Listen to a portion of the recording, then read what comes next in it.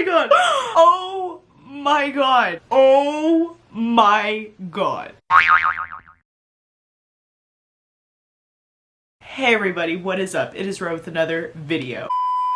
Welcome back, people of Earth. What is up? It is 11 p.m. in the night. Defending Jacob episode 7 was supposed to release at 9 p.m. but then Twitter went crazy because Apple TV did not release it until 10 p.m. like 9:50 something. I was like, forget it, sleep schedule. We're gonna see it. I really want to see the last 2 episodes Thursday night. Let's get into the review. Episode 7, Morton Tildum, you did that. I love you. I shouldn't be shocked because I read the book, but I am still shocked because just like I said in other episodes, episode 7 is a prime top episode of all other episodes, but also top prime episode of how Morton added his own spice and made it work. He knew how to take this book and adapt it. The trial. Let's just start off the bat immediately, the biggest thing ever, the cutting room. The cutting room wasn't introduced that much throughout the TV show. We actually kind of disregarded it a little bit, and I was literally scared because it's a pivotal moment. Like I said in my Defending Jacob Theories video. It's a huge thing. Only Andy knew that Jacob did participate in the cutting room, but he thought only for pornography, not exactly for the graphic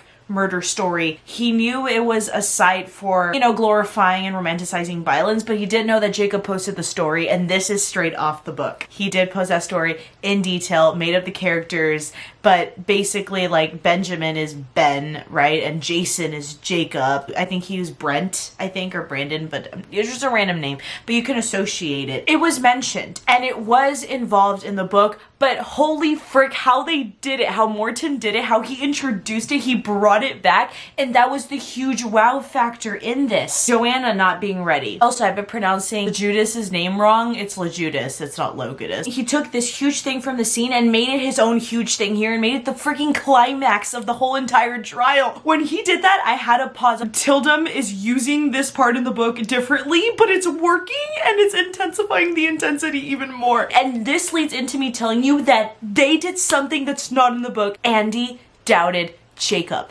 If there's something that we are very sure of in the book is that Andy never for once, he never even says it. We don't even get into his thoughts of him even thinking Jacob did it. He stuck by Jacob's side the entire time, never doubting him. It was always Lori. Andy straight up asked him, did you do it? Did you kill him? He was so disappointed, so shocked from this shocking truth that was revealed that Derek pointed out. Not even Judas prompted Derek to talk about it like he did with the murder gene. Like, that was another shock factor if you didn't like read the book, that he like wanted to throw it in there so the jury can get shooken up. Even though like Sustain overruled, like the judge said, you can't unring a bell. Andy asked him. My mouth just dropped because that is a big thing. Not even Lori said it first. And then when they obviously get into a fight, when they want to subpoena Sarah so they can bring in the whole Derek drama that happened with the nude photos, so then they can turn the attention now that Derek had motive. We're gonna see if they're gonna do that. Everyone's acting here was just superb. Joanna, Andy, Lori, Jacob, Sarah, Derek. Hey guys, as I'm editing this video, I cannot believe I forgot to mention in the section where I'm talking about performances, J.K. freaking Simmons, the king, the Oscar winner, his performance just keeps getting more and more amazing. Another favorite of my scenes is where he talks to Andy on the phone. The dialogue that he has is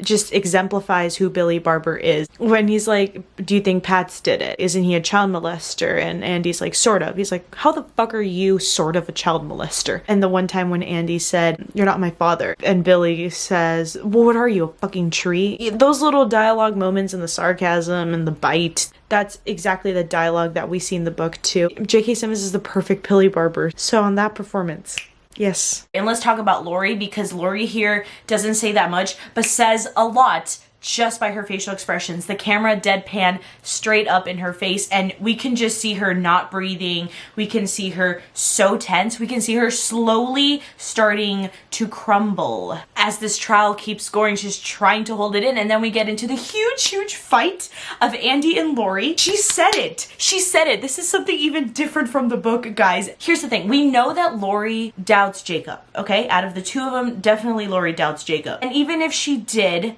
not even in the book does she say that she did. Here she says, I don't believe him.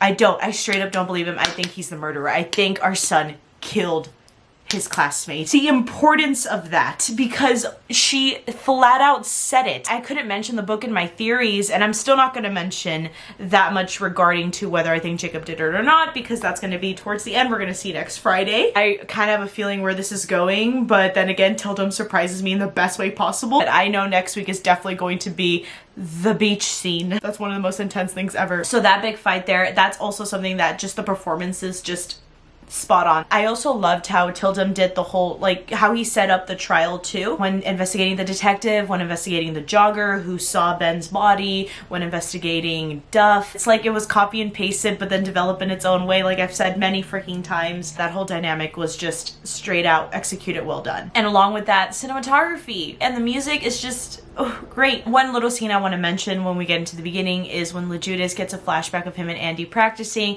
Now obviously they don't have a friendship whatsoever, and even in the book Andy said like, he's a nice guy but I really don't care for him. This was kind of like such a paradox. It was so conflicting. It was a huge contrast when we see LeJudas's expression when he's remembering that flashback of how Andy's teaching him how to become a better lawyer and everything. He's like, well damn, here I go. I'm gonna take this man down, but I'm having this nice memory of him because in a way he's a great guy and I look up to him in a sense. So that was a really nice flashback in there of just adding that little moment. The ending, Pats. That's not a shocker. I will say, I love how they ended this episode with Pats writing the letter that he killed Ben before going to trial when we see his subpoena. That was not a shocker, but yet my mouth still dropped because I was like, it is in the book, but he developed it differently. We will see. I will not say anything because I also can't predict next week. I'm not ready to let this show go. I teared up a little bit. I teared up because it just brings me back memories of reading this book and how much this book is just so amazing to me. That is all for today's video. If you love it, give it a thumbs up. If you hated it, give it a thumbs down. If you liked it more than a thumbs up, press the red subscribe button, subscribe to my YouTube channel. I'm gonna go and try to sleep now. It is 11:11. Oh wow, look at that. I probably can't because I'm still shaking. I'll be shaking in my sleep then. Oh my god, Morten Tildum, you did that.